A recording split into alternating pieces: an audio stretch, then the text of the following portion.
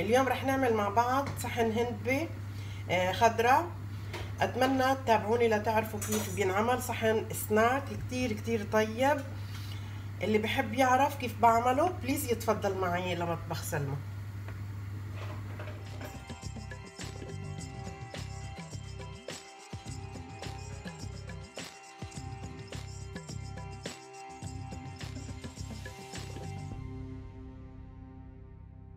سلام يا حلوين، يا رب تكونوا بألف خير وصحة وعافية وكل أوقاتكم سعادة وفرح. اليوم بدي أعمل علت أو البعض بقوله هندبة. جبتها ونظفتها من كل الشوائب اللي فيها وغسلتها منيح وقطعتها قطع متوسطة. هلا حطيت المي على النار وعم تغلي. كل اللي بدي أعمله بدي أحط فيها شوي من بيكربونات الصودا عشان احافظ على لون الهند بالضال الخضراء. مثل ما شايفين مش حاطه مي كتير. راح احط هن هلا، وكل ما دبل شوي منهن برجع بحط. بس لقم انا هلا عم بعملن لاحطن بالثلاجه يكونوا جاهزين اي وقت بدي اعمل صحن هندبة. وطبعا راح اعمل صحن قدامكم ان شاء الله تشوفوا كيف انا بعملها.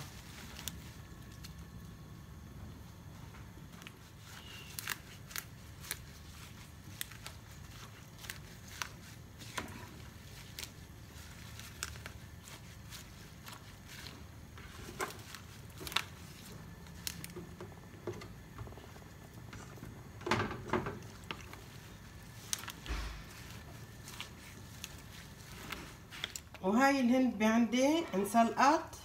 هلا كل اللي بدي اعمله بدي اخدها على مصفايتي واصفيها من المي.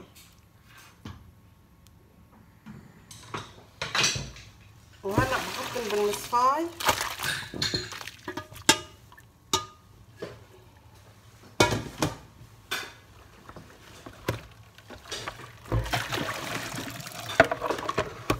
بحط عليها المي باردة عشان اسحب من السخونة تاعتهن وما تستوي الورقة اكتر من هيك واخسر الكمية اللي انا سلقتها.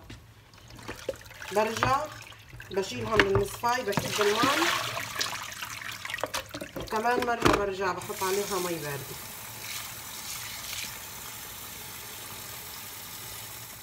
بعدها سخنة عشان هيك رح اكب كمان مرة المي. وهلا بس وبترك المي عليها شوي لتبرد على الاخر لهقدر اعصرها. هلا بعد ما بردوا بس بشيلها، بشيل هاي على جنب.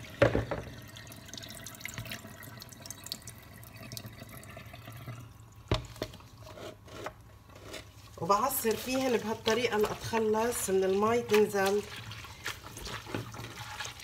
والمغسلة. بفضل أعصر فيهن بهالطريقة لأتخلص من كل المي، وبعدين بروح للمرحلة الثانية من التعصير. وأنا طبعا عاملة كمية أكبر من هاي بكتير عشان بدي أفرز مثل ما قلت لكم، بس عملت جزء منهن لتكون الأمور واضحة قدامكم.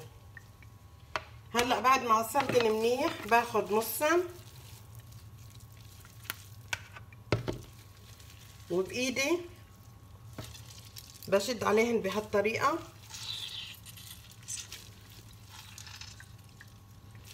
وخلص. هذا هيك ان شاء الله كافي.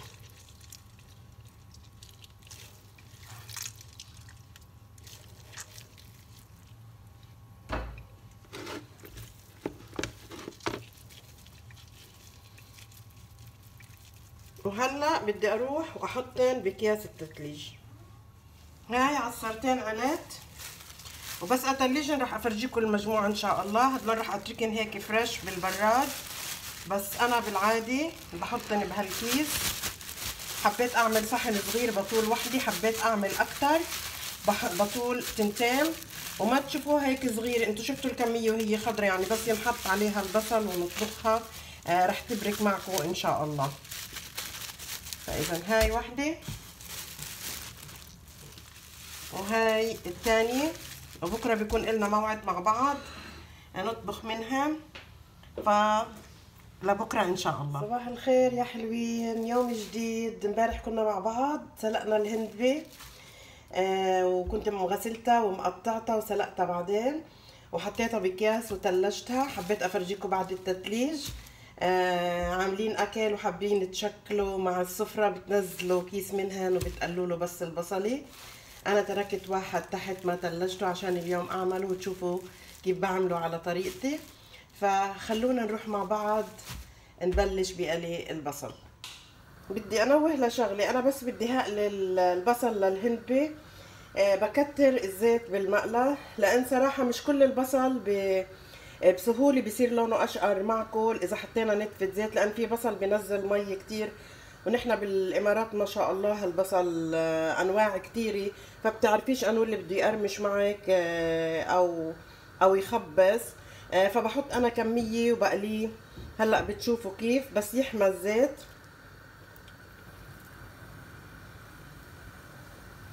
وبهاي الطريقة بس يكون البصل مقرمش ولونه اشقر، رح تحصلوا على نكهة طيبة للهندبة، وان شاء الله بس تجربوها رح تدعولي.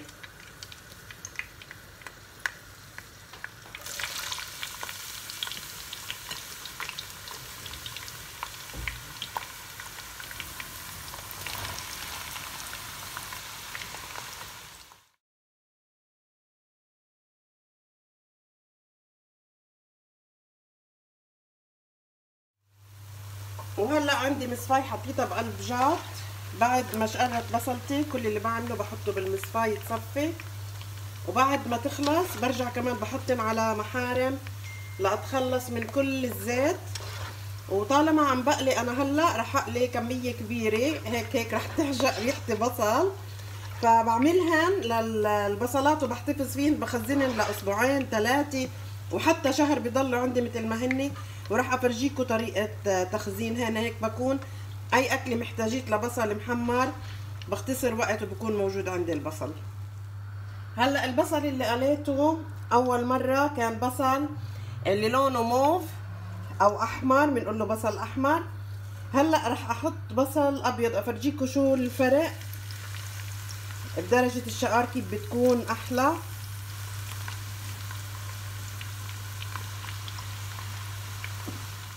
واحيانا بحط على البصل شوية طحين، رح باكلات قادمة اعملها وهقليهن بيعطيني كمان تقرمش اكتر ولون احلى، بس مش لكل الاكلات فينا نستعمل الطحين عشان بخبص. مثلا اذا بدي احط للهندبة بصير شكلها مش حلو، مش بحاجة لبصل عليه طحين.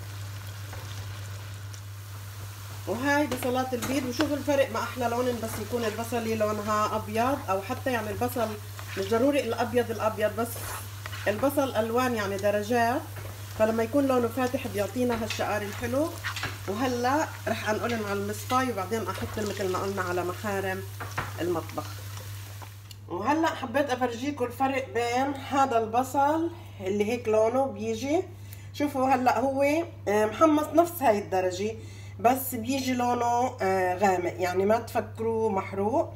وهذا البصل الابيض او اللي بيجي لونه تكون قشرته بالنيه كمان نفس الشيء بيعطي نفس النتيجه.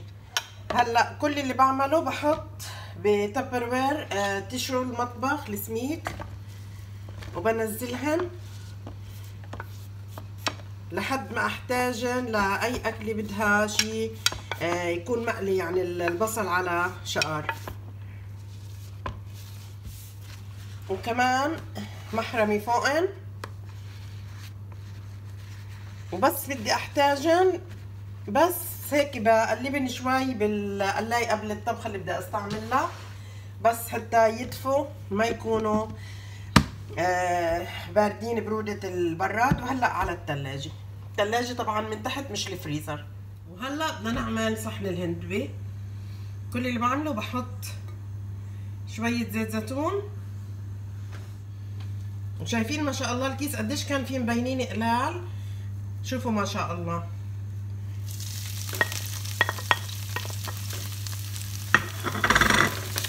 بدي اقلبن بزيت الزيتون حتى يرجعوا يسخنوا، وزيت الزيتون بيعطيه نكهه طيبه. وطبعا بدناش ننسى رشه ملح.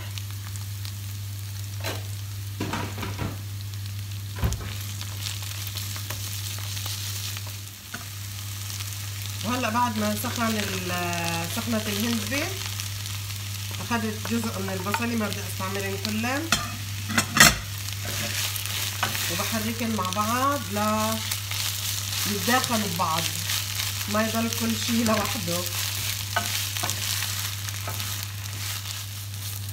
صحن الهندبة صحن طيب وسهل، بس اخذنا وقتنا نحن بالشرح عن البصل، وهي بس عملية الغسل والسلق بعدين بيكون جاهز، بقعدش ياخد من وقتكم شيء. وهلا بعد ما سخنوا الكل مع بعض رح ارتبهن بالصحن وارجع لكم.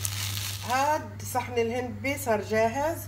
كل اللي بنعمله بنقدمه مع الليمون اللي بحب يعصر عليه، انا بحبه مع لبن صراحة.